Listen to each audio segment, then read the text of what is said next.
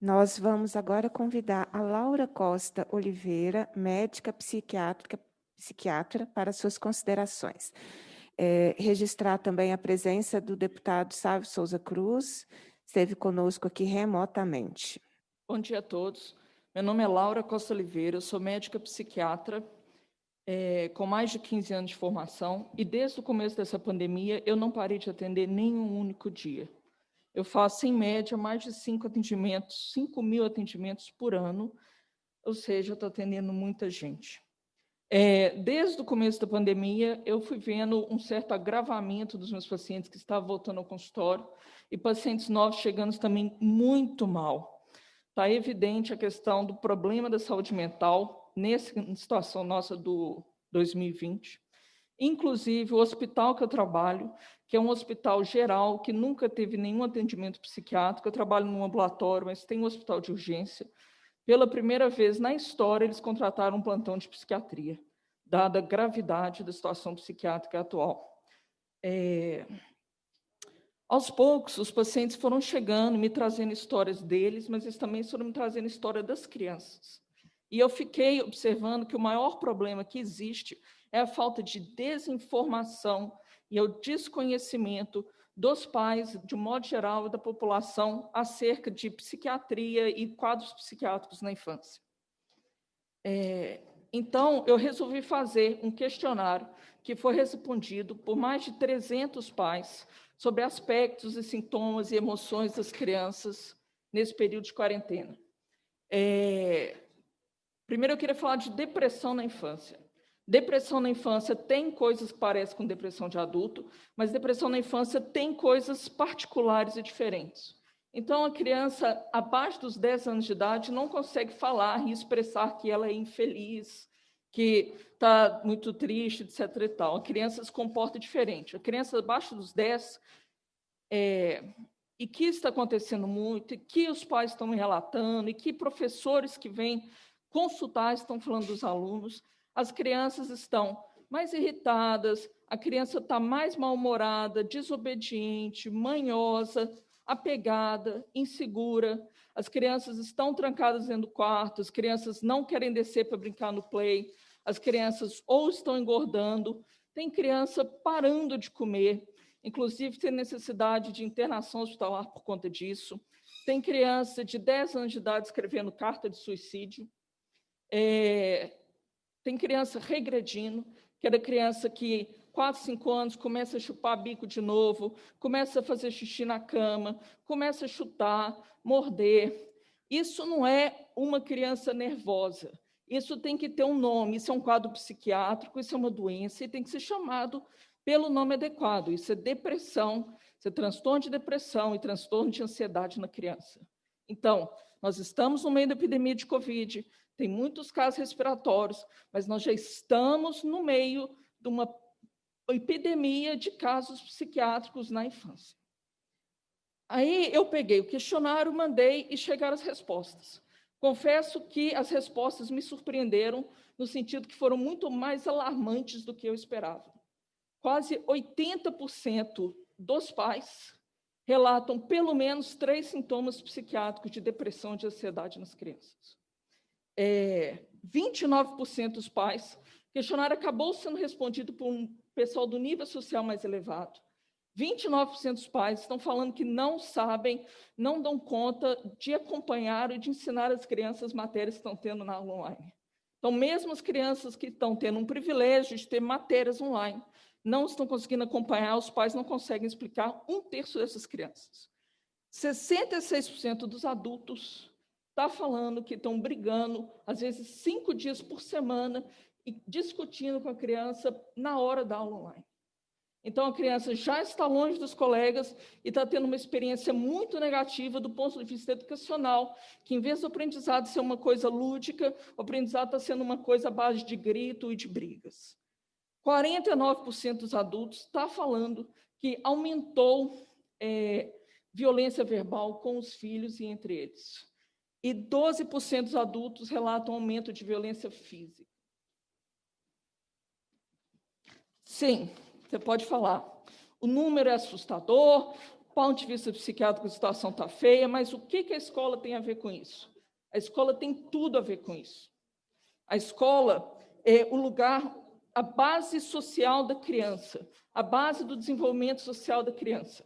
Se eu vir e falo que eu estou muito triste, que na pandemia eu não estou socializando, é uma coisa, eu quero dizer que eu queria ver meu amigo, eu não posso ir para um restaurante, comer com ele, bater papo.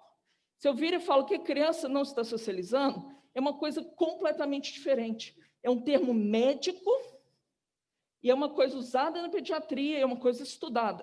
A gente estuda marcos do desenvolvimento da criança. Da mesma forma que a gente estuda, sei lá, que a criança aos 6 meses senta, 1 ano anda e tal, como é que ela desenvolve nesse sentido, a gente estuda o desenvolvimento social da criança. Então, uma criança ela não nasce sabendo sorrir. O que acontece com a criança, lá mais ou menos pelo 1 mês de idade, o pai sorri para a menina, a mãe sorri para a criança sorri de volta. Ou seja, a criança aprende a sorrir. A criança aprende que se ela chorar, a mãe traz comida. Esse tipo de aprendizado é pelo convívio social. Se você priva a criança de aprender, de ter convívio social, ela não desenvolve isso. Outras coisas que são aprendidas pelo convívio social são coisas até mais complexas, do tipo, você pega uma criança na escola, um adulto tem uma postura, a criança dá uma resposta. A criança, ao lado, vê a resposta que o colega deu e começa a imitar e espelhar essa resposta e dar o mesmo tipo de resposta. Isso é uma coisa cultural também, mas é uma coisa biológica. A gente tem neurônios no nosso cérebro, que chamam neurônios espelhos, que são responsáveis por isso. Então, socializar é um desenvolvimento de sinapses que depende de neurônios espelhos, que depende da presença do social, do colega, depende da presença do pai e depende da criança estar na escola. Então, a criança não vai para a escola para fazer amizade e brincar com o amiguinho. A criança vai para a escola para desenvolver os marcos do desenvolvimento social, que tem uma base neurológica. Não é o mesmo sentido socializar com a criança e socializar para um adulto. Todo aprendizado, como a minha colega já disse, na infância, ele é marcado por fases e por hora certa. Tem a hora certa para a criança andar, tem a hora certa para a criança aprender a segurar no lápis, tem a hora certa para a criança aprender a escrever. Quando as pessoas viram e falam, é só 1 ano perdido, é só 1 ano parado. Não é só 1 ano. Tem quase 7, 8 meses que uma criança não vai à escola, a maioria da população das escolas públicas, a criança não vai à escola, não pega num livro, não pega num lápis e tudo. Então, um menino que, por exemplo, está matriculado no 5º ano agora, do ensino fundamental, ele perdeu o 5º ano, mas ele também esqueceu coisa do 3º ano, do 4º ano, e ano que vem ele vai ter que fazer o 6º ano, o 5º ano, o 4º ano, o 3º ano, tudo misturado, embolado. E se essa posição de a escola voltar só ano que vem for realmente a posição do governo, isso significa que ele ainda vai ter que fazer isso todo mundo junto, na sala de aula, morrendo de medo de pegar Covid, uma febre que aparece, as crianças vão entrar em pânico, os pais vão entrar em pânico. Então, até o negócio se organizar, vai ser pelo menos mais 6 meses perdidos no ensino. E essa perda tem um timing, e isso não é recuperado. Então, assim, a criança que perdeu essa capacidade de escrever, ela pode até melhorar a habilidade, mas ela vai ter uma dificuldade de segurar no lápis o resto da vida, ela vai ter uma dificuldade com a letra o resto da vida, e isso são repercussões que vão perdurar.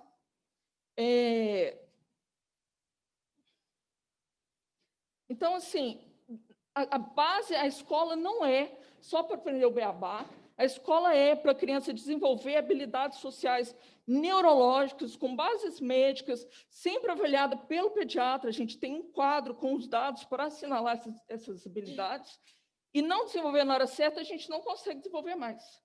Isso é muito evidente, eu não sei se alguém já estudou uma língua na idade adulta. Você pega uma criança de 6 anos, ela fala língua igual a língua materna. Criança até 12 aprende sem sotaque. Se eu, com 40, vou fazer aprender espanhol, meu sotaque vai ser horroroso e vou ter uma dificuldade enorme. Então, assim, eu perdi o timing de estudar uma língua. A criança é a mesma coisa, ela pode perder o timing dessas habilidades motoras que são essenciais e educacionais para o resto da vida. Outras importâncias da criança em relação à escola.